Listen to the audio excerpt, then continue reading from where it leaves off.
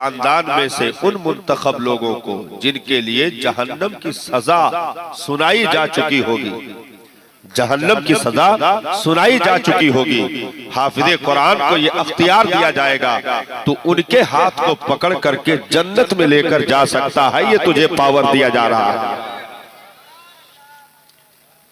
तो ये तो माँ बाप का मामला हो गया। लेकिन याद रखें, जितने लोग यहाँ दर्दे दिल के साथ बैठे हुए हैं या इदारे के एक भी ईंट में उन्होंने अपनी कुर्बानियां पेश की है, जितने लोग भी इदारे के बुनियाद पड़ने से लेकर के यहाँ तक इमारत के पहुंचने तक कुछ होंगे, बहुत सारे लोग दुनिया से जा चुके होंगे, उनकी कब्रों में भी रहमतें बरस रही होगी और सुबह कयामत तक उनके कब्रों पर रहमतों नूर की मूसलाधार बारिशें होती रहेंगी, जिन्होंने इन हाफिज़े कुरान के लिए यानी कुरान को याद करने के लिए, तालीम कुरान को आम करने के लिए अपनी कुर्बानियों को पेश करके इस इदारे के क़याम को अमल में लाया। और यहाँ के असातिज़ा, मुआविनीन, मुंतज़मीन, सदर, सेक्रेटरी, कमेटी के अफराद जो भी दामे दिल में कदमे सुखने हिस्सा लिए, उन सबों के लिए सुबह कयामत तक के लिए ये मदरसा सदक़े जारिया है, ये हाफिज़े कुरान सदक़े जारिया है, ये उलमा सदक़े जारिया है। पूरी दुनिया में आज मदरसे से इन्हें दस्तारे हिफ्ज़ दे करके फारिगुत तहसील करके कौम के हवाले किया जा रहा है कि तुम जब हमारे पास लेकर आए थे तो इसकी तोतली जबान पर अलिफ बा भी जारी नहीं हो पा रहे थे। जब तुमने हमें दिया था, इसे कपड़े पहनने की भी तमीज नहीं थी। जब तुमने हमारे हवाले किया था, एक सादा लौह लेकर के, कलेजे की एक जो है कलेजे के कोरे कागज को लेकर के ये हमारे सामने आया था। बहुत मेहनतों मशक्कत के बाद कई हफ्ते लग गए इसको अलिफ से या तक याद कराने में, कई हफ्ते लग गए उसके ज़बर ज़ेर पेश को इसकी जबान पर जारी करने में, कई हफ्ते लग गए इसको शीन स्वाद ज़ा की जो है तजवीद के साथ इसको पढ़ने की तमीज देने में, कई हफ्ते लग गए। चटाइयां टूट गई, चप्पल खिस गए, बैठने वाले बैठते रहे, याद करने वाले याद करते रहे, कोशिशें करने वाले कोशिशें करते रहे। रब ने करम फरमाया, कौम के सबसे छोटी कद के बच्चों को भी परवरदिगारे आलम ने 6666 आयते कुरानिया को उनके उन सादा कलेजे की तख्तियों पर नोट कर दिया। जो आए थे तो बिल्कुल कोरे थे, लेकिन अब जब जा रहे हैं तो बिस्मिल्लाह की बा से लेकर के वन्नास की सीन तक मुकम्मल कुरान की आयतों के पढ़ने का हुनर रखते हैं। और मुसल्ले इमामत पर यही नौनिहाल खड़े होकर के कौम का कोई सेक्रेटरी हो पीछे होगा, प्रधान हो पीछे होगा, सगा बाप होगा वो भी पीछे खड़े होकर के ये नहीं कहेगा पीछे इस बेटे के, पीछे इस लखते जिगर के, बल्कि अब ये लफ्ज बदल जाएगा। बेटा घर में कहना, लखते जिगर मोहल्ले में कहना, नूरे नजर बाद में कहना, यहाँ इसका नाम बदल चुका है, क्योंकि कुरान ने अब सिर्फ बेटे तक का पोस्ट नहीं रखा बल्कि इमामत का पोस्ट अदा कर दिया है। अब सगा बाप भी कहेगा पीछे इस इमाम के अल्लाहु अकबर, प्रधान कहेगा पीछे इस इमाम के अल्लाहु अकबर, सदर सेक्रेटरी दुनिया के ओहदेदारान भी कहेंगे पीछे इस इमाम के अल्लाहु अकबर। एक कुरान को कलेजे में जगह क्या दे दी, सुबह कयामत तक के लिए रब ने इमामत उसको तोहफे में अता कर दी। कल भी कौम का रहबर था, आज भी है और इंशाअल्लाह हमेशा वो कौम का रहबर ही रहेगा। नारे तकबीर, नारे रिसालत, जश्ने मुख्तारे कायनात, जश्ने दस्तारबंदी हजरत अल्लामा मुफ्ती कमालुद्दीन साहब किबला, मदरसा हनफिया तालीमुल इस्लाम। नारे तकबीर, नारे रिसालत। तालीम के लिए दुनिया ने बड़ी तरक्की की है। तालीम में अरे कह लीजिए 25 से 30 सालों में दुनिया ने बड़ी तरक्की की है। और ऐसे ऐसे सिस्टम निकल आए हैं कि आप दूध पीते बच्चे का भी एडमिशन करवा सकते हैं। हाँ, दाखिले हो रहे हैं। बैग में जहां किताबें और छोटे छोटे जो है पेंसिल, रबड़ कटर रख के भेजे जाते हैं, वहीं पर बच्चों के लिए दूध का बाटल भी भेजा जाता है। एडमिशन अब मतलब दुनिया तरक्की कर गई है, दूध पीते बच्चों का भी एडमिशन होने लगा। मैंने कहा करो, पढ़ाने लगे। घर वालों ने भी उस दूध पीते बच्चे के लिए भी मंथली 4-5 हजार रुपए फीस देने पर रजामंदी जाहिर कर दी, देने लगे। मैंने कहा दो भाई। मामला चलता रहा, कोशिशें करते करते वो इंटर हाई स्कूल तक पहुंच गए। चलो डिग्री कुछ मिल गई, थोड़ी बहुत हासिल हो गई। मैंने कहा अब दूध पीते जमाने से लेकर के इसके हाई स्कूल इंटर की मार्कशीट हासिल करने तक तुम जरा रकम को काउंट कर लो कि कितना लगा दिया। तो आप मामूली स्कूल से अगर तालीम ले रहे हो, रकम काउंट करोगे तो वहां तक कम से कम 3 से 4 लाख रुपए बन जाएंगे। और अगर थोड़ा सा लेवल ऊंचा करोगे तो 8 से 10 लाख रुपए बनेंगे। 8 से 10 लाख रुपए बनेंगे। 8-10 लाख रुपए। और आगे जाओ तो एक साल के साहब 1.5-2 लाख रुपए है। और आगे जाओ, बहुत तरक्की कर लिया दुनिया ने, बहुत बड़े दूर से घेराव किया है हजरत आज। हाँ, ये जुमला बहुत दूर से घेराव है, बहुत दूर से घेराव है इसका। अभी समझेंगे इंशाअल्लाह, चलते रहिए थोड़ी देर और। मैंने कहा काउंट करो, 8-10 लाख रुपया एक मार्कशीट हासिल करने के लिए, किसी लेवल का गिने जाने के लिए नॉर्मली 8 से 10 लाख रुपया तुमने काउंट कर लिया। और बगैर किसी तारीख के, गैर हाजिरी के तुम खुद चल करके अपने कदमों से एक दिन भी स्कूल का आदमी तुम्हारी चौखट पे नहीं खड़ा था कि जो है बच्चे की मंथली पूरी हो रही है और वो पैसा जमा कर दीजिए, उसका डेट हो गया है तो तारीख करीब आ गई है, लाइए रसीद काट देते हैं, लाइए निकालिए 1100 रुपए, 1000 रुपए, 2000 रुपए। कभी स्कूल का आदमी आपकी चौखट पे नहीं आया, कभी स्कूल का आदमी आपकी चौखट पे नहीं आया। माइक वाले जरूर चले गए, या अल्लाह माइक वाले चले गए, माइक वाले चले गए। सही करो भैया, का खिलौना खेल रहे तुम, जाओ इस्तिंजा करके सो जाओ, जाओ चलो। तो 8 से 10 लाख रुपए, हाँ 8 से 10 लाख रुपए बगैर किसी स्कूल के या कॉलेज के कोशिश के ये खुद चौखट पे जा करके खड़े होकर जमा करता रहा तारीख के एतबार से।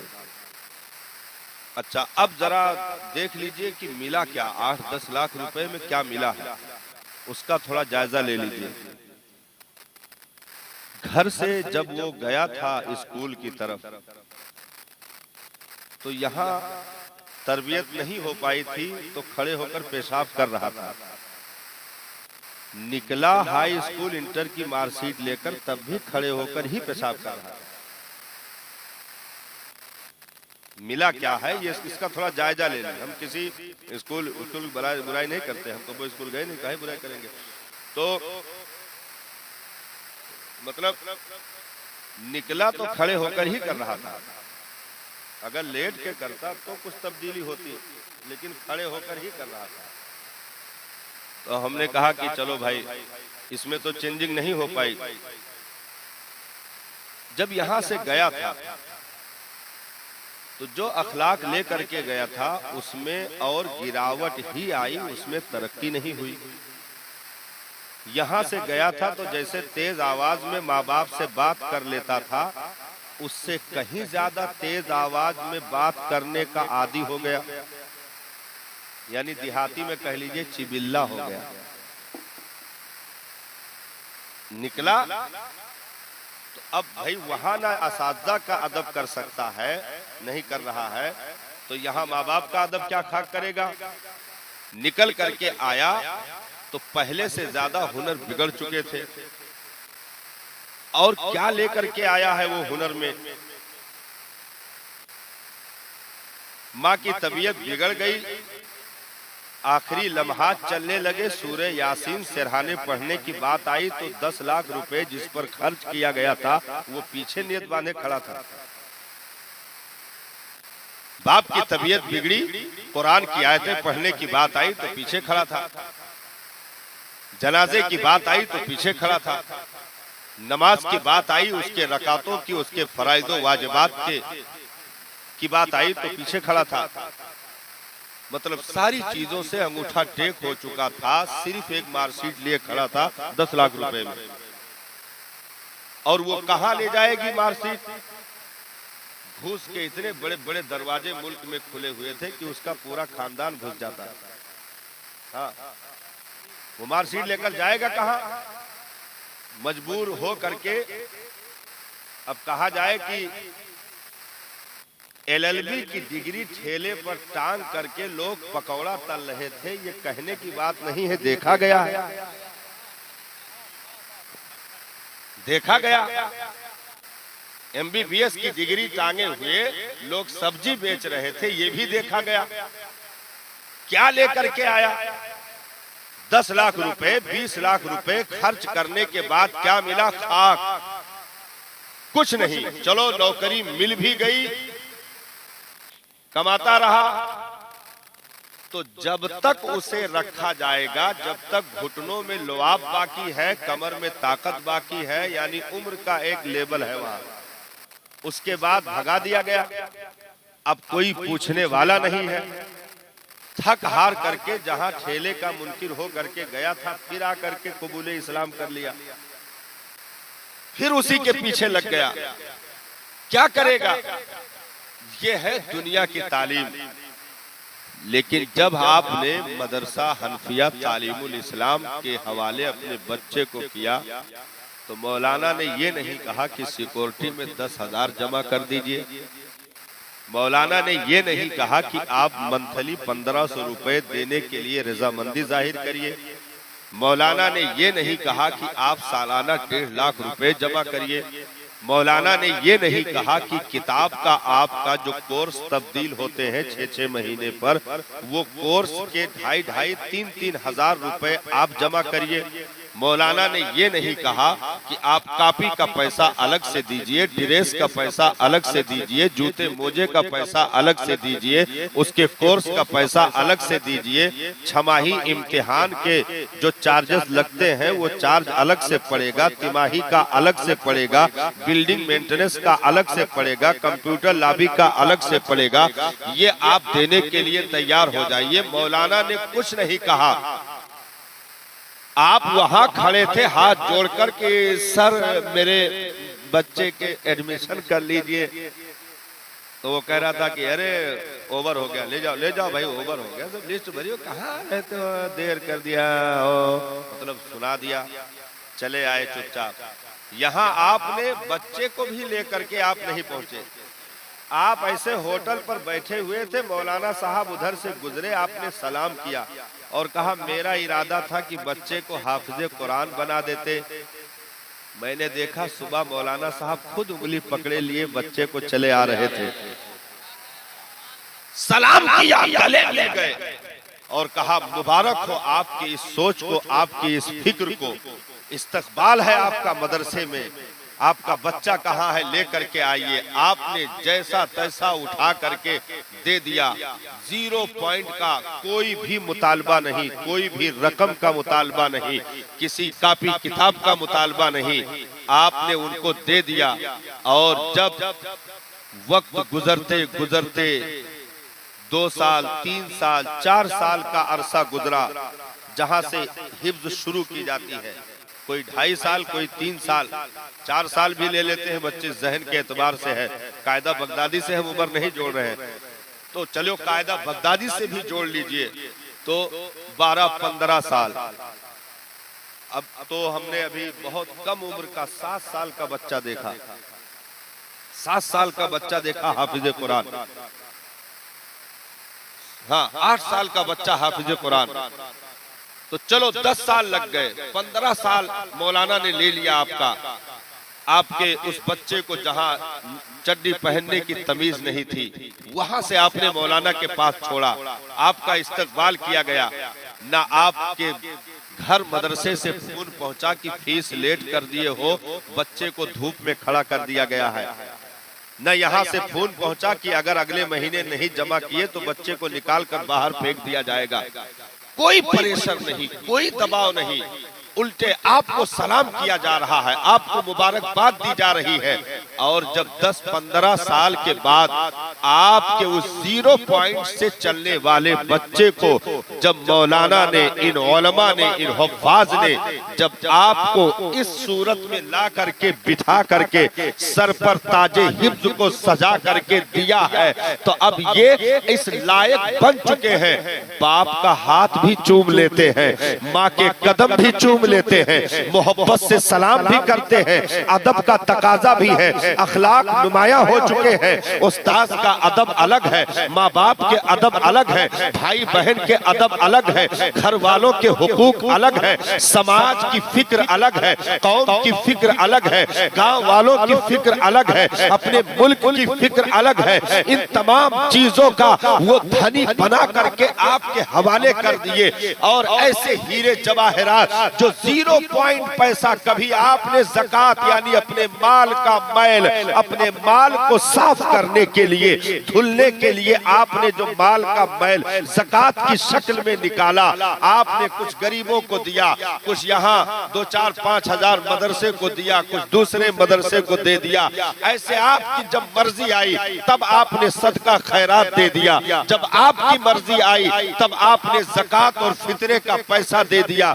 कोई जायद रकम का मुतालबा नहीं। और जहां 10-15 लाख रुपए आपसे लिए गए थे, वो ऐसा बेटा खड़ा था जिसे पेशाब करने की तमीज भी नहीं थी, वजू की तमीज भी नहीं थी, गुस्ल की तमीज भी नहीं थी, लेकिन ये इन्होंने हुनर दे दिया है इन बच्चों को, इन शहजादों को। ये वजू सिर्फ खुद नहीं करते, आपको वजू का तरीका बता देंगे, आपको गुस्ल का तरीका बता देंगे, आपको नमाज का तरीका बता देंगे, फराइज़ व वाजिबात, सुन्नत, मुस्तहिबात, ये तमाम चीजों का हुनर रखते हैं। ये मस्जिद से लेकर के कब्रिस्तान तक ये जन्नत के तमाम तर गुण आपको बताने का हुनर रखते हैं। यहाँ से लेकर के जीस्त से लेकर के मौत तक, यानी खुशी के लिबास पहनने से लेकर के कफन के लिबास को अपने बदन पर लाने तक, ये मुकम्मल तुम्हारे दीनी खैर खाह की शक्ल में जन्नत के तमाम तर वो रास्ते आपके लिए वाह करते जा रहे हैं। ये करो जन्नत मिल जाएगी,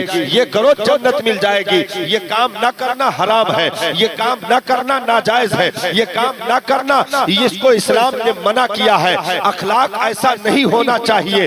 जिस पर 15 लाख खर्च किए थे उसे न सुन्नत की तमीज थी, न फर्ज की, न मुस्तहिबात का इल्म था, न उसे सना याद, न तहियात याद, न दुरूद इब्राहिम, न दुआए मासूर, न दुआए कुनूत, कुछ चीज का इल्म नहीं।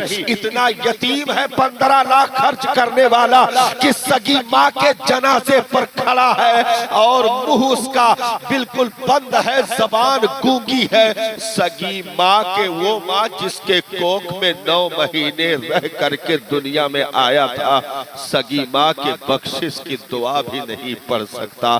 इतना यतीम है 15 लाख खर्च करने वाला। लेकिन ये बेटा उठा तो 15 लाख वाला पीछे हो गया।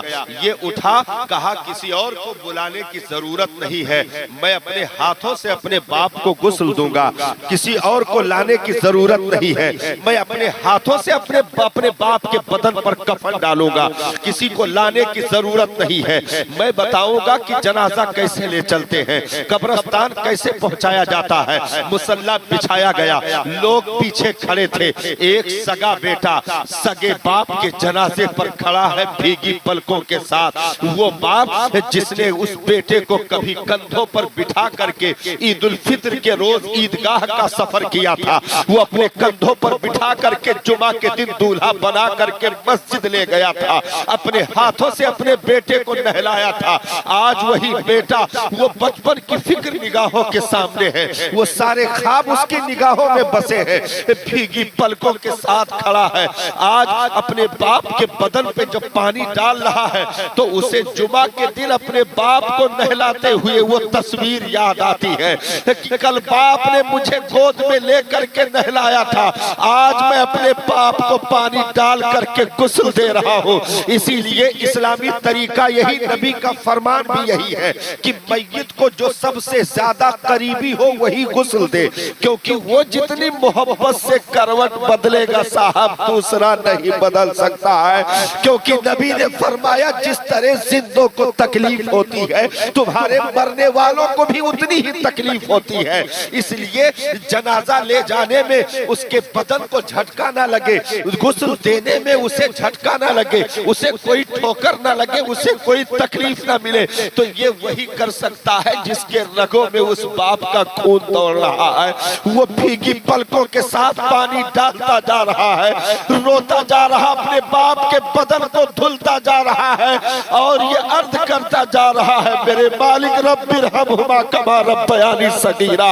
जिस तरह इन्होंने मुझे बचपन पे रहमो करम करके मेरी परवरिश की थी, परवान चढ़ाया था, मेरे मालिक आज ये तेरे रहम के मुहताज है, करम के मुहताज है।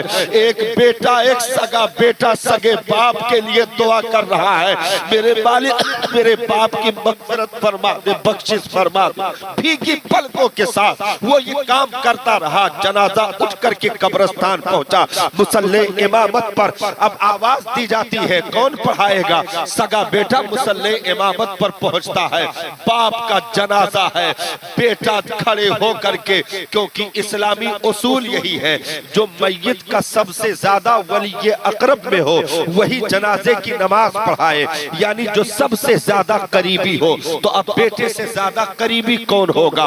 मुसल्ले पर खड़ा हुआ जनाजे की नमाज पढ़ाने के लिए अल्लाह अकबर कह के नियत बांधी, सना पढ़े, दुरूद इब्राहिम का विर्द किया और जब मग़फ़िरत के दुआ पर पहुंचा है, भीगी पलकों के साथ मजमा लगा है, जनाजा बाप का है, एक बेटा नियत बांधे हुए रब के हुजूर अर्जी लगा रहा है, मेरे परवरदिगार मेरे बाप की मग़फ़िरत फरमा दे, बख्शिश फरमा दे, इसके जुर्मों को माफ कर दे, इसकी खताओं को माफ कर दे। उठाया गया, कब्र तक पहुंचाया गया, कहा गया कब्र में कौन उतरेगा? जो मैयत का ज्यादा करीबी हो, बाशरा हो, वो कब्र में उतरे ताकि उसकी बरकतें कब्र की मिट्टियों को भी नसीब हो जाए, कब्र की कोठरी को भी नसीब हो जाए। जिस पर 15 लाख खर्च किए थे वो फांसी को फाजिर बना खड़ा रहा, चेहरे पर न सुन्नते मुस्तफवी है न तकवे और तहारत का कोई मामला है, वो तो कब्र में उतरने के लायक भी नहीं है। लेकिन बाशरा हाफिज़े कुरान कब्र में उतरता है, रब उस हाफिज़े कुरान के उस कब्र की कोठरी में उतरने की वजह से वो बरकतें अता करता है कि उस जो है वीराने से उसे उनसियत हो जाती है, उस वीरानी कोठरी से उसे मोहब्बत होने लगती है, वो बरकतें अता करता है। क्योंकि मेरे आका सल्लल्लाहु ताला अलैहि वसल्लम खुद अपनी फूफी जान की कब्र में जा करके मेरे सरकार खुद कुछ देर तक लेटे रहे ताकि वजूद की बरकतें उस कब्र की कोठरी को मिल जाए, लेटे रहे। और उसके बाद फिर जनाजे को उतारा गया तो हाफिज़े कुरान आलिम दीन कब्र में उतर जाए तो याद रखो कि उसके वजूद से इंशाअल्लाह अजाब उठा लिया जाएगा, उसके वजूद से नहुसतें चली जाएगी, उसके वजूद से तारीकियां चली जाएगी। हाफिज़े कुरान ने जब गोद में बाप की नाश को लिया या माँ की नाश को अपने गोद में लिया, आज बाप का वो चेहरा, वो तस्वीर बाप की याद आई जब बाप कभी गोद में ले करके उसे उठाया था, आज वो बाप को गोद में लिए खड़ा है। यही तो एक माँ बाप की तमन्ना होती है साहब। मेरे मालिक मेरे कंधे पर या रसूल अल्लाह अल्लाहु अकबर। मुझे इतनी उम्र दे दे मेरे परवरदिगार कि मैं अपने कंधे पर किसी बेटे की नाश न उठाऊं। जब भी मैं उठूं तो मेरा जनाजा हो, कंधा मेरे बेटे का लगा हो। ये बुढ़ापे के उस बैसाखी को जिसको दीन ने संवारने का हुक्म दिया है, हमने इन्हें मुकम्मल संवार दिया। याद रखो, आपने बचपन से पानी डालते डालते इन होनहार दरख्त के पत्तों को आपने सिर्फ हरा नहीं किया है, बल्कि अब इनमें फूल भी निकल रहे हैं, फल भी निकल रहे हैं। अब ये ऐसे हुनरमंद दरख्त बन चुके हैं कि ये सिर्फ अपने खानदान को छांव नहीं देंगे, सिर्फ अपने मोहल्ले को छांव नहीं देंगे, बल्कि पूरी उम्मत मुस्लिमा को इनसे फायदा पहुंचने वाला है। क्योंकि ये एक बेटा आपने नहीं दिया है साहब, बल्कि 100 साल तक की नस्लों को आपने दीन की रोशनी दे दी है, दीन की रोशनी दे दी है। क्योंकि ये जब उठेंगे, कल को इनका निकाह होगा, इनके जरिए से औलादें आएगी, तो इनकी बरकतें उन नस्लों को अता की जाएंगी। और इंशाअल्लाह ये जरूर अपने उन बेटों में से किसी एक को सही हाफिज कुरान या आलिम दीन जरूर बनाएंगे। फिर उनकी नस्लें आएगी, वो जरूर अपने बच्चों को हाफिज कुरान या आलिम दीन बनाएंगे। ऐसे एक नस्ल पे अगर मेहनत की जाती है तो उसका फल 100 साल तक आने वाली नस्लों में नुमाया दिखता है, उसकी रोशनी दिखती है, उसके उजाले दिखते हैं। बाप की नाश को गोद में लेकर के कब्र में बिस्मिल्लाहि वाला मिल्लते रसूलिल्लाहि का विर्द करता हुआ कब्र की मिट्टी के हवाले किया। तख्ते लगाए गए, मिट्टियां डाली गई। मिन्हा खलकनाकुम व फीहा नुईदुकुम व मिन्हा नुखरिजुकुम तारतन उखरा का नगमा सुनाया गया। और उसके बाद जब मिट्टी बराबर कर दी गई, अब सिरहाने खड़े होकर के भीगी पलकों के साथ औज़ु बिल्लाहि मिनश शैतानिर रजीम बिस्मिल्लाहिर्रहमानिर्रहीम सूरह फातिहा की तिलावत बेटा कर रहा है, सूरह बकर की तिलावत बेटा कर रहा है, सूरह इखलास की तिलावत बेटा कर रहा है।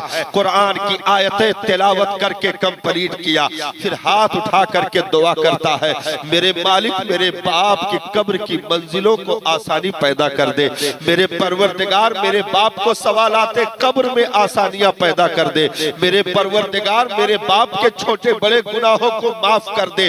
15 लाख जिस पर हमने पानी की तरह बहाया था सर झुका करके, आज वो हुनर दुनिया उन्हें ना दे सकी, लेकिन जो हुनर आज फ्री में 0 पॉइंट पर मदरसे में तकसीम हो रहा है, यो दुनिया के तमाम तर खर्च करने वाले और डिग्रियां लेकर के आने वाले एक तरफ खड़े किए जाएंगे और एक हाफिज हमारे मदरसे का एक तरफ खड़ा कर दिया जाए तो उसके जूतियों की बराबरी दुनिया के लोग नहीं कर सकते गए, उसके जूतियों की बराबरी दुनिया के लोग नहीं कर सकते गए। वो हुनर मदरसों ने दे दिया है, इदारों ने दे दिया है। हम ये चंद सालों में कुछ तरक्की के मकरूह नारों को सुन करके हमने अपनी नस्लों को मदरसों से खींचना शुरू कर दिया, और आदमी जितना पैसे वाला होता गया उतना ज्यादा अपनी नस्लों को दीन से जाहिल करता चला गया। प्रधान का बेटा मदरसे में हिफ्ज करने नहीं आएगा, विधायक का बेटा मदरसे में हिफ्ज करने नहीं आएगा, वो कॉन्वेंट स्कूल में जाएगा,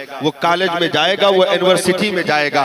वो जितना पैसा मिलता गया वो अपनी नस्लों को उतना दीन से दूर करता गया। सलाम हो उन माँ बाप को जिनके कोख से इन्होंने जन्म लिया है, मैं सलाम पेश करता हूँ उनके माँ बाप को। जब दुनिया रुपयों के पीछे बह रही थी गंगा की तरह, जब दुनिया के हुनर को हासिल करने के लिए उसके पीछे दौड़ लगा रही थी, कुरान ने 30वें पारे में कहा अल्हाकुमुत तकासुर, तुम्हें दुनिया की कसरत तलबी ने तबाह कर डाला, हत्ता ज़ुरतुमुल मकाबिर, यहाँ तक कि तुम कब्रों में पहुंच गए, लेकिन उसके बावजूद भी दुनिया की तलब तुम्हारी खत्म ना हो सकी।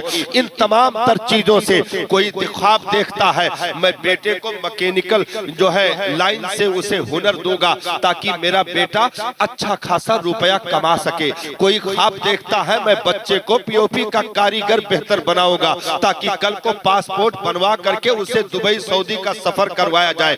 कोई ये ख्वाब लेकर के बैठा है मैं उसे डॉक्टर बनाऊंगा ताकि वो डिस्पेंसरी और जो है अस्पतालों का काम करे, मैं उसे ये बनाऊंगा। तमाम लोगों के बनाने का ख्वाब एक जगह जा करके इकट्ठा होता है पैसा। जितने भी बनाने का ख्वाब देख रहे हैं सबके एक मरकज है पैसा, बस उसके अलावा कोई दूसरी राय नहीं है साहब।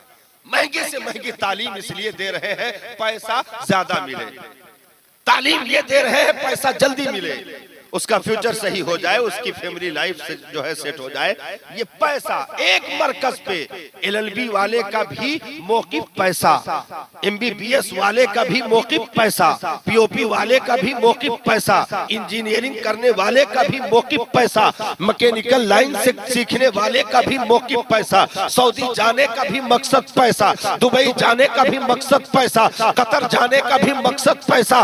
ये तमाम तर एक मरकज पे इकट्ठा हुए जिसको दीन ने जलील कहा है। उस जलील पैसे के मरकज पे दुनिया इकट्ठा हो गई। लेकिन जब इन मदरसों का मकसद आप मालूम करोगे तो पैसे का तो कहीं दूर दूर तक पता नहीं है, क्योंकि सबको मालूम है हाफिज को 8 से 10 हजार से ज्यादा दुनिया नहीं दे पा रही है, 8 से 10 हजार नहीं दे पा रही है। एक पीओपी वाला महीने का 80 से 90 हजार रुपए कमाई कर रहा है, लेकिन एक हाफिज को जो कान में अजान देने से लेकर के जनाजे तक की जिम्मेदारी बस्ती वालों की लेकर बैठा हो, जो फातिहा तुम्हारे यहाँ, तीजा तुम्हारे यहाँ, 40वां तुम्हारे यहाँ, परसी तुम्हारे यहाँ, अपने घर को छोड़ दिया, अपने वतन को छोड़ दिया और तुम्हारी बस्ती में रह करके अगर तुम्हारे बेटे को नजर लगे फूके हाफिज जी, अगर कोई चौक जाए तावीज बनाए हाफिज जी, अगर फातिहा का मौका हो मौजूद रहे हाफिज जी, अगर कोई बीमार हो दुआ करे हाफिज जी, घर में खैरो बरकत का मामला आए हाफिज जी, नई दुकान खुले फातिहा करे हाफिज जी। इन तमाम तर ड्यूटियों के बावजूद भी उसे 10 से 15 हजार से ज्यादा दुनिया नहीं दे सकती है, नहीं दे पा रही है। तो पैसे का तो यहाँ कोई सवाल ही नहीं, 0 पॉइंट मसला है। कोई इसलिए हाफिज नहीं बनाता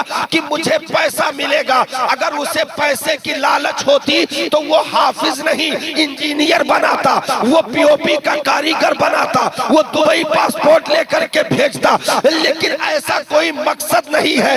यहाँ इन्हें दूल्हा बनाने का मकसद ये है कि मेरा रब राजी हो जाए, मेरा नबी राजी हो जाए। नेकी मकसद है, जन्नत निगाहों में है, आखिरत निगाहों में है, दीन की खिदमत निगाहों में है, शरीयत की नौकरी निगाहों में है, मुस्तफा जाने रहमत के दीन की ड्यूटी निगाहों में है, कुरान की नौकरी निगाहों में है। पैसा ख्वाबो ख्याल में भी नहीं है, लेकिन रब मायूस नहीं करता है। उसने अगर दर्दे दिल के साथ अपना बेटा उसके रास्ते में सदक़े जारिया के तौर पर पेश कर दिया तो फिर वो ऐसे नवाज देता है, ऐसे नवाज देता है कि दुनिया के अरबपति एक तरफ, ताजुश शरिया का जूता एक तरफ।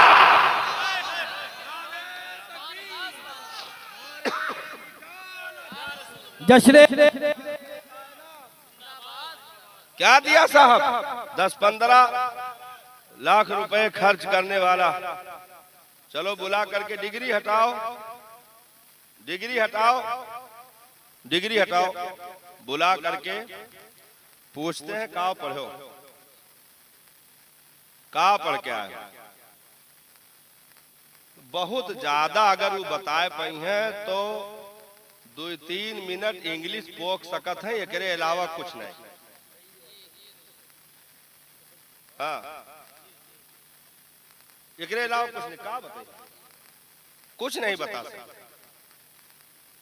क्या लेकर के आए, क्या याद करके आए, कुछ नहीं। इतनी किताबें जो पढ़ी गई हैं उनमें से एक भी किताब चाहे 10 पेज के हुए, 15 लाख खर्चा किया है बाप ने, जबानी सुनाओ, एक भी किताब APPLE एप्पल, एप्पल माने अनार, देखो भाई अंग्रेजी कमजोर है, कहूँ गलती हुई तो बताओ। हाँ, CAT कैट, कैट माने कुत्ता। तो ये मतलब 5 से 7 पेज की, अंग्रेजी कमजोर है, 5 से 7 पेज की किताब अगर वो जबानी सुना दे तो मैं गुलामी करूंगा। हाँ, 5 से 7 पेज की किताब अगर वो जबानी सुना दे तो मैं गुलामी करूंगा।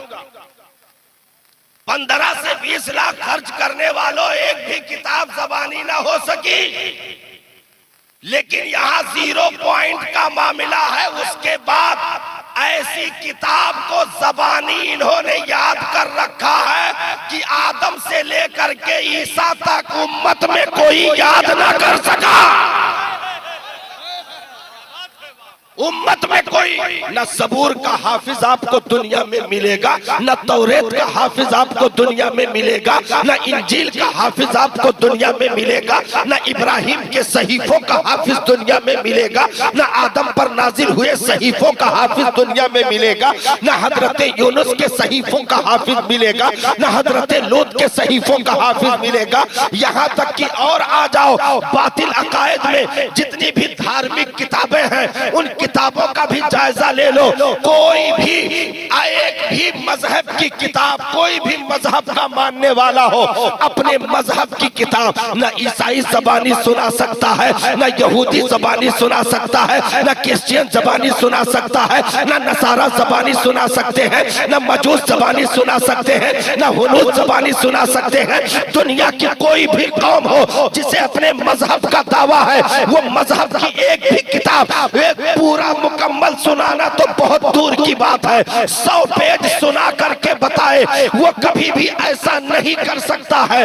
लेकिन यहाँ मजहब की किताब सिर्फ 6666 आयतें कुरान के 30 पारों की शक्ल में सिर्फ ज़बानी याद नहीं किया है, बल्कि ये बेटा इतना लायकदार रब के फजल से हो चुका है कि रुकू कितने हैं वो बताएगा, मद कितने हैं वो बताएगा, तशदीद कितने हैं वो बताएगा, सबर कितने हैं वो बताएगा, शेर कितने हैं वो बताएगा। यहाँ कहाँ मुशाबिहात की आयतें हैं, कहाँ मुहकमात की आयतें हैं, कहाँ मुकद्दरात हैं, कहाँ ये तमाम तर चीजें नासिखो मनसूख, ये तमाम तर चीजें ज़बानी आयतों के जरिए वक्फ़े मुतलक का कायदा ये बताएगा, वक्फ़े जायज का कायदा ये बताएगा, वक्फ़े लाजिम का कायदा ये बताएगा। यहाँ तक कि कोई भी माई का लाल अगर सिर्फ सबर के बजाय पूरे 6666 आयत में एक भी आयत में सबर की जगह ज़ेर पढ़ेगा तो ये गिरीबान पकड़ लेगा। नारे तकबीर, नारे रिसालत, मुख्तारे कायनात व दस्तार बंदी, उलमाए अहले सुन्नत, मसलके आला हजरत, नारे तकबीर। इसलिए कुरान के फॉलोअर कभी मायूस नहीं हुए साहब।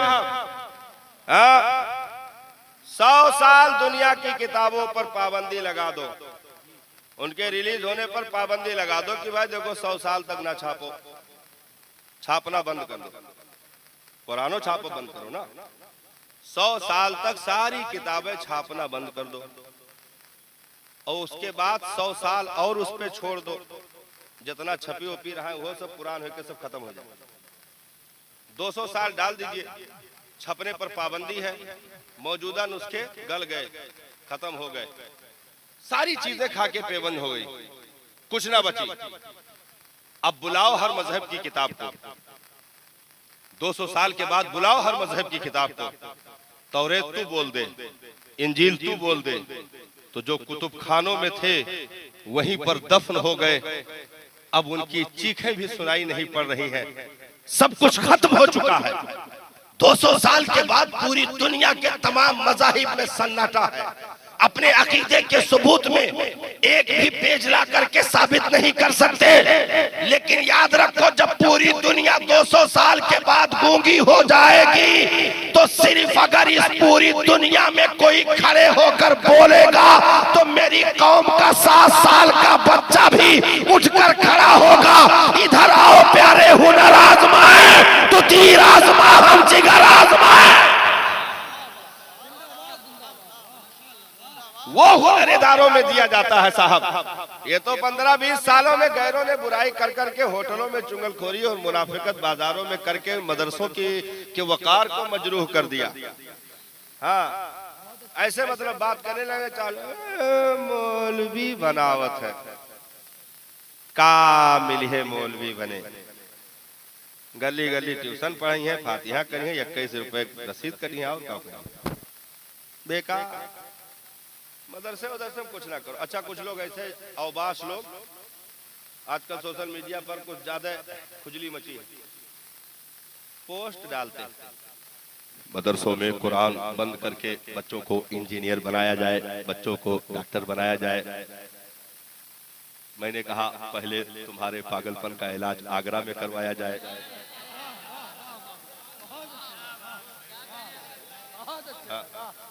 हमने कहा कॉलेज यूनिवर्सिटियां दफन हो गई, मदरसे में चले आए इंजीनियर बनाने। कहाँ गई कॉलेज यूनिवर्सिटियां? जहां बन रहे थे वहां बनाओ, कारखाने बंद हो गए, मदरसे में चले आए बनाने। हमने कहा बना करके तुमने क्या कर लिया? क्या कर लिया बना करके? पहली बात तो जल्दी बनत रहे, पहले बहुत मुश्किल से बनत रहे, स्कूल बहुत कम रहा। कुछ लड़के तो छुट्टी टाइम जब लौटत रहे तो एक हफ्ता बाद पता लागत रहा कि मदरसा वो स्कूल पहुंचबे ना किए रहे, वही बगिया आम झोरत रहे। हाँ, मतलब बहुत दूर दूर रहा है स्कूल, बहुत दूर दूर रहा है, तो आदमी पहुंच नहीं पा रहा था आसानी से। तालीम इतनी आम नहीं थी, तालीम वाले इतने लोग मौजूद नहीं थे, बहुत मुश्किल से लोग बनते थे। तो चलो बन गए, बने रहे। लेकिन जब बहादुर शाह जफर, मुगलिया हुकूमत का आखिरी निशानी,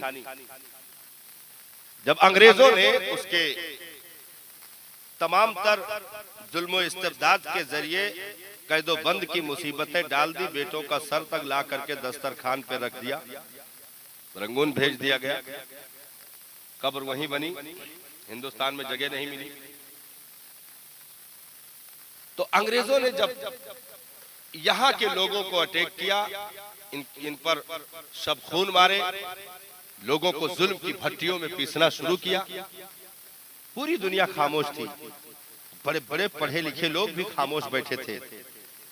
लेकिन याद रखो, अगर सबसे पहले वतन के लिए कोई खड़े होकर के अंग्रेजों के खिलाफ जिहाद का फतवा दिया तो किसी यूनिवर्सिटी का निकला हुआ नहीं, इन्हीं मदरसों से निकले हुए अल्लामा फजले हक खैराबादी की जात थी। जब दुनिया की जबानें खामोश होती हैं तो ये वो जबान है साहब जो हर दौर में बोलने का हुनर रखती है। जरा सा अगर डांट दो और पीछे से अगर कुछ ऐसा दबाव वाला मामला आ जाए तो अंग्रेजी के जितना स्पेलिंग है कुल जहन से निकल जाए। हाँ, जितनी स्पेलिंग है सब निकल जाएगी। लेकिन जब अल्लामा अमजद अली मुसन्निफ बहारे शरीयत आप मसला तलाश कर रहे थे, लाइब्रेरी में किताब देख रहे थे, आपको ये समझ नहीं आ रहा था कि ये मसला किस किताब में किस पेज पे है। बहुत परेशान थे, पसीना पसीना, और आला हजरत की जिंदगी का आखिरी वक्त चल रहा था। इंतकाल की घड़ियां करीब से करीब थीं। यहाँ तक बताते हैं कि आला हजरत के पैरों की रूह निकल चुकी थी। अब ये तलाश पे तलाश कर रहे हैं, कुछ मसला वो फंसा हुआ है, जवाब देना है, इस्तिफ्ता है, तो दौड़ रहे हैं इधर उधर, सोच रहे हैं जाएं कि ना जाएं। आखिरी लम्हा है वहां, फिर क्या करें? तो कहीं कोई चारा तो नहीं है, आला हजरत की सेवा कौन बताएगा। चले गए, इजाजत मांगी, जनाना खाने में थे, औरतों को पर्दे में किया गया। अल्लामा अमजद अली अलैहिर्रहमा पहुंचे, कदम के पास खड़े हो करके और अर्ज की सरकार फला मसला है, बहुत देर से तलाश कर रहा हूं, नहीं मिल रहा है। आला हजरत सरकार ने आंखें खोल दी, आंखें खोल दी, ऐसे आलम में आंखें खोल दी और कहा कि बेटा अमजद अली, अभी तुमसे पहले मेरी बड़ी बेटी आई थी, जहन पे बहुत जोर डाला लेकिन उसका नाम याद नहीं आया। लेकिन अमजद अली ये मसला फला किताब फला पेज फला सतर पर रखा हुआ है, जा करके उसे पढ़ लो, उसे नोट कर देना। और अल्हम्दुलिल्लाह बड़ी बेटी का नाम तो याद नहीं आया, लेकिन दीन का कोई भी मसला हो अहमद रजा को अभी भी मुकम्मल याद है। हाँ, ये वो इल्म है जो न मिटता है न मिटने देता है, न मिटता है न मिटने देता है। ये मुनाफिकत की गई, मदरसों में ये कर दो, ये जो है जबान दाखिल कर दो, वो जबान दाखिल कर दो, तुम्हारे बच्चे अंधेरे में जा रहे हैं। हमने कहा वो अंधेरे ही भले थे जो कदम राह पे थे, रोशनी लाई है मंजिल से बहुत दूर हमें। हमारे लिए वही अंधेरे बेहतर है, क्योंकि हम दुनिया बनाने के लिए दुनिया में नहीं आए हैं, दुनिया में आखिरत बनाने के लिए आए हैं। इसलिए इंजीनियर डॉक्टर फलासफर का सपना बाद में देखना, दुनिया बनाने की फिक्र बाद में करना। तुम सिर्फ गर्दन झुका करके दीन बना दो, रब ना तुम्हें दुनिया में जलील करेगा ना आखिरत में जिल्लत देगा। इज्जतें यहाँ भी मिलेंगी, इज्जतें कब्र में भी मिलेगी, इज्जतें हश्र में भी मिलेगी, क्योंकि ये वो हुनर है, याद रखो, जो दीन के साथ काम करता है, दीन कभी उसे बेयारो मददगार नहीं छोड़ता है, दीन कभी उसे तन्हा नहीं छोड़ता है। मौला अली करमल्लाहु वजहुल करीम फरमाते हैं कि इल्म मेरा सबसे बेहतर साथी है, मैं जो भीड़ में होता हूँ तब भी मेरे साथ होता है, मैं तन्हाई में होता हूँ तब भी मेरे साथ होता है। लैसल जमालु बि अस्वाबि तुज़य्यिना इन्नल जमाला जमालुल इल्मी वल अदबी। कपड़ों से अच्छे लिबास पहनने से कोई खूबसूरत नहीं होता है, असल खूबसूरती इल्म व अदब की खूबसूरती है। इसलिए इन मुकद्दस शहजादों को जिन्होंने ये काम कर दिया, ऐसा काम है साहब जो न दुनिया में मिटने वाला है, न कब्र में मिटने वाला है, न हश्र में मिटने वाला है। दुनिया तरक्की का नारा लगा करके वो अपना सफर करे, हम दुनिया की जबान दुनिया को कुछ समझने के लिए या अपने दीन की बात उनके जहन तक पहुंचाने के लिए, चलो हम बच्चों को इंग्लिश भी सिखाएंगे, हम बच्चों को हिंदी मीडियम भी सिखाएंगे, ये सारी जबानें हम हासिल करें। इस्लाम पाबंदी नहीं लगाता है, तुम इंग्लिश मीडियम से भी तालीम लो, तुम जो है जो भी आपको इल्म समझ में आए, जो भी जबान समझ में आए, इस नियत से हासिल करो कि मैं अपने दीन की बात इस जबान में फला तक पहुंचाऊंगा, दूसरों तक तबलीग करके पहुंचाऊंगा। लेकिन अपने मजहब के इल्म को कभी कमजोर समझ करके डॉक्टर न बनना, अपने मजहब को कभी कमजोर समझ करके इंजीनियर न बनना, बल्कि दुनिया की तालीम भी हासिल हो, इल्म दीन भी तुम्हारे साथ रहे। क्योंकि जब दुनिया के तमाम तर डॉक्टर, तमाम तर फलासफर, तमाम तर जितने भी उलूम हासिल करने वाले लोग हैं, जब बातिल हमला करेगा तो वो सारे मैदान खाली हो जाएंगे। क्योंकि बातिल न महलों पर हमला करता है, न जमीनों पर हमला करता है, न तुम्हारी बस्तियों पर हमला करता है। बातिल अगर हमला करता है तो तुम्हारे ईमान पर हमला करता है, तुम्हारे अकीदे पर हमला करता है, तुम्हारी किताब पर हमला करता है, तुम्हारे मजहब पर हमला करता है। आज तक आपने कभी नहीं देखा होगा कि दुनिया में किसी कौम को मिटाने के लिए उसकी बस्तियों को वीरान करके उसकी नस्ल को खत्म कर दिया गया हो। नहीं नहीं, अगर ऐसा तरीका किसी ने अपनाया भी तो वो फेल हो गया। कभी भी इन चीजों से नस्लें नहीं मिट सकती हैं।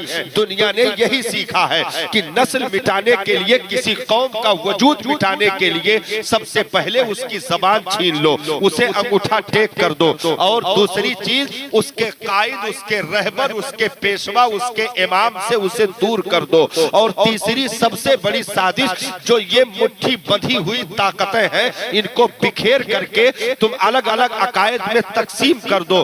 कोई खान बन जाए, कोई पठान बन जाए, कोई सिद्दीकी बन जाए, कोई जो है अंसारी बन जाए, कोई फकीर बन जाए। अलग अलग बिरादरियों में तकसीम करके, अलग अलग अकायद में तकसीम करके, अगर एक गांव में 200 घर हैं तो 200 घरों में तुम कम से कम 50 फिरका तब बना दो, 50 पार्टी बना दो, 50 जगहों में इन्हें तकसीम कर दो। इनकी मस्जिदें भी, अंसारी की मस्जिद अलग होगी, खान की मस्जिद अलग होगी, पठान की मस्जिद अलग होगी, सिद्दीकी की मस्जिद अलग होगी। इन्हें बांटो, किसी भी भी एतबार से इन्हें एक ना होने देना, क्योंकि अगर ये एक दिल हो गए तो ये 1,40,40,000,000 तो बहुत बात का मामला है।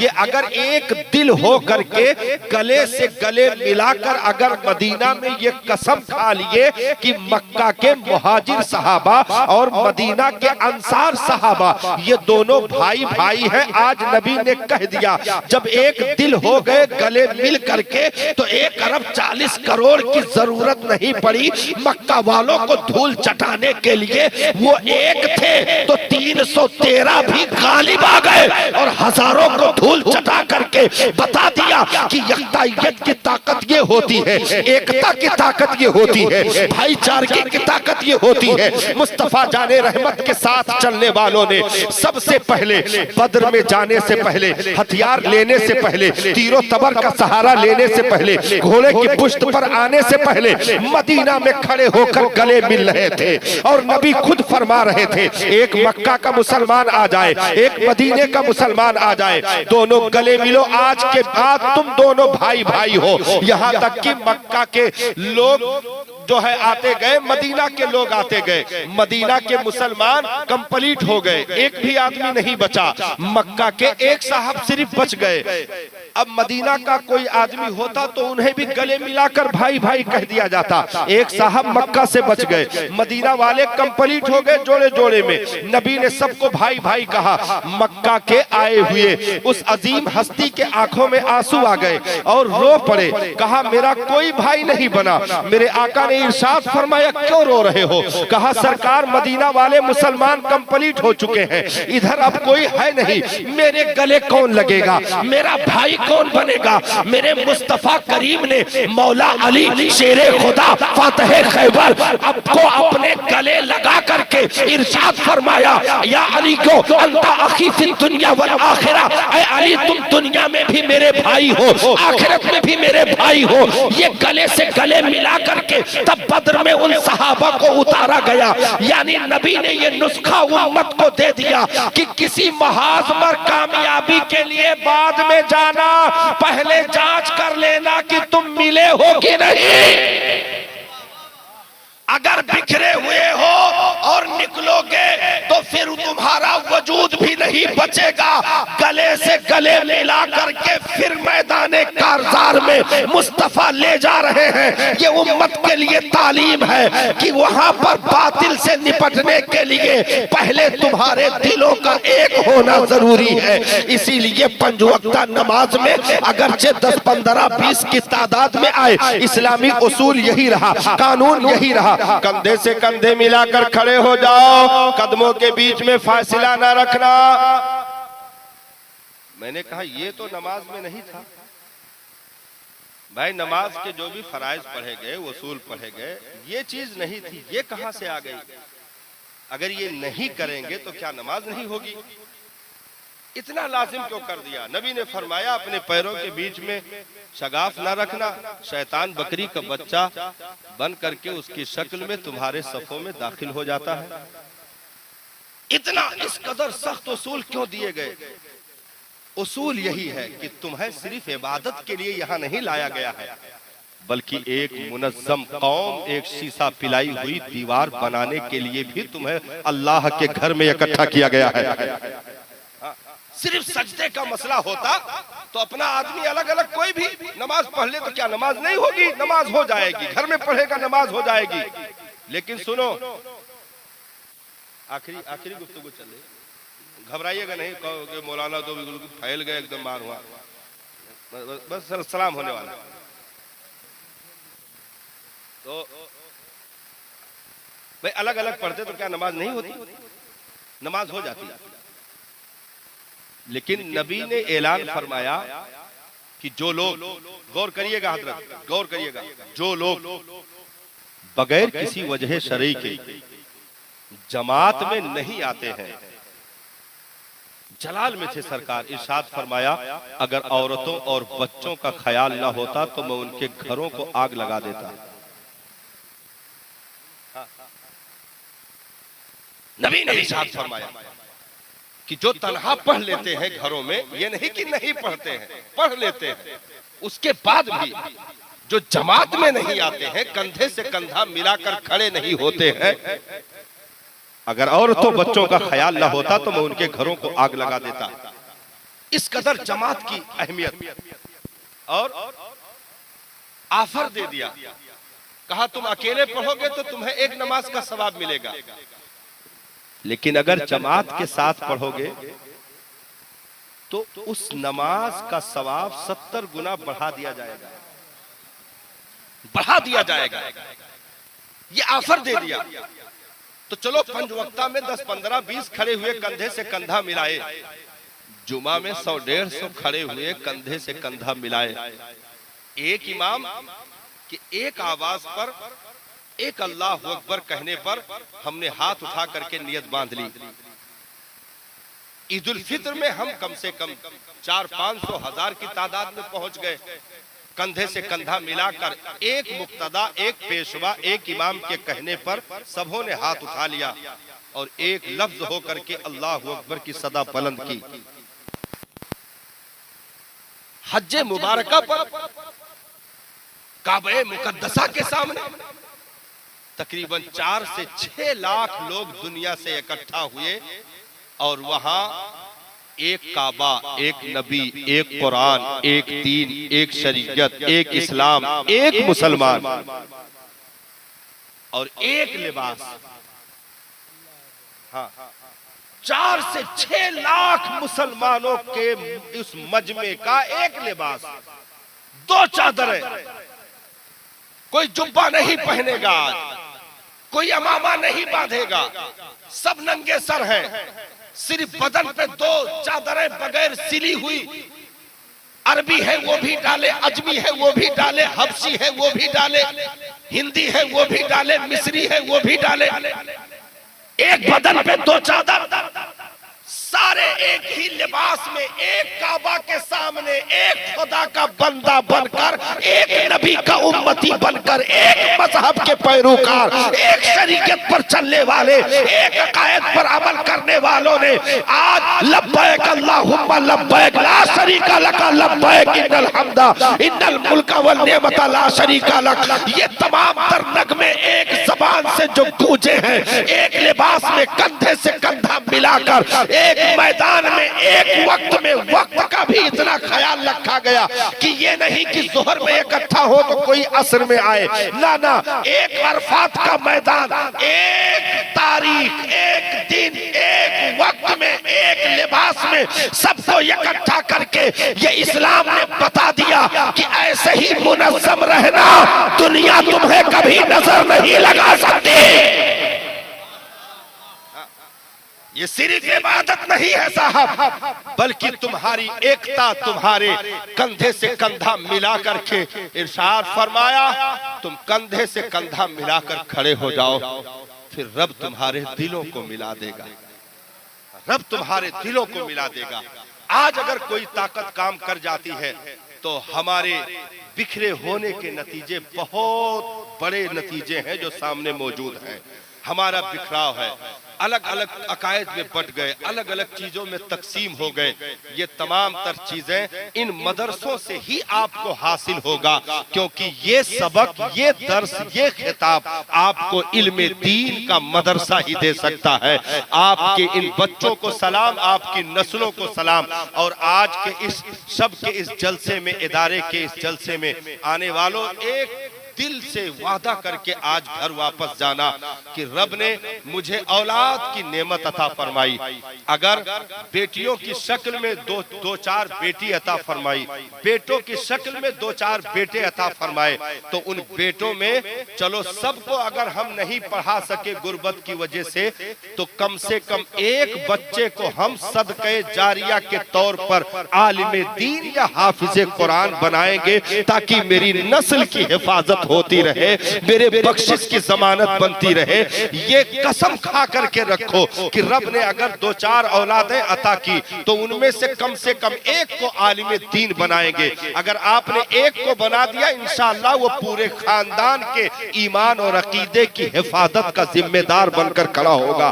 फिर वहां कोई गुमराह नहीं हो सकता है। अगर बच्चियां मिली तो हम उन्हें कनीज़े खातूने जन्नत बनाएंगे, कनीज़े ज़ैनब बनाएंगे, उन्हें भी आलिमा और उन्हें भी कुरान की अच्छी तिलावत करने वाली, मसले मसाइल की जानकार। क्योंकि याद रखो, बच्चियों का तो बहुत नाजुक मामला है।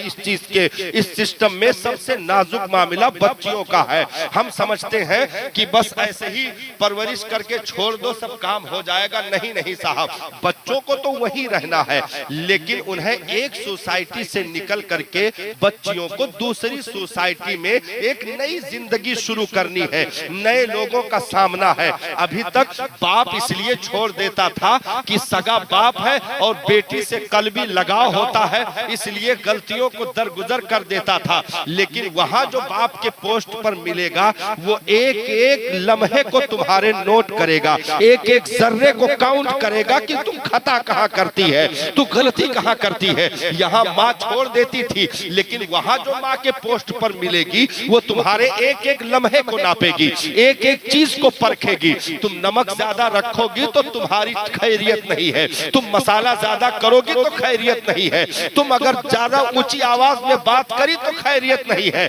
यानी अखलाक की परख, किरदार की परख, इल्म की परख, कैरेक्टर की परख, जिंदगी की परख, ये एक बच्चियों के लिए नई जिंदगी जो शुरू होती है, वहाँ नए समाज से, नए लोगों से, नए चेहरों से, नई चौखट से, नए आंगन से, नए घर से, नए आदमी से मुलाकात होती है।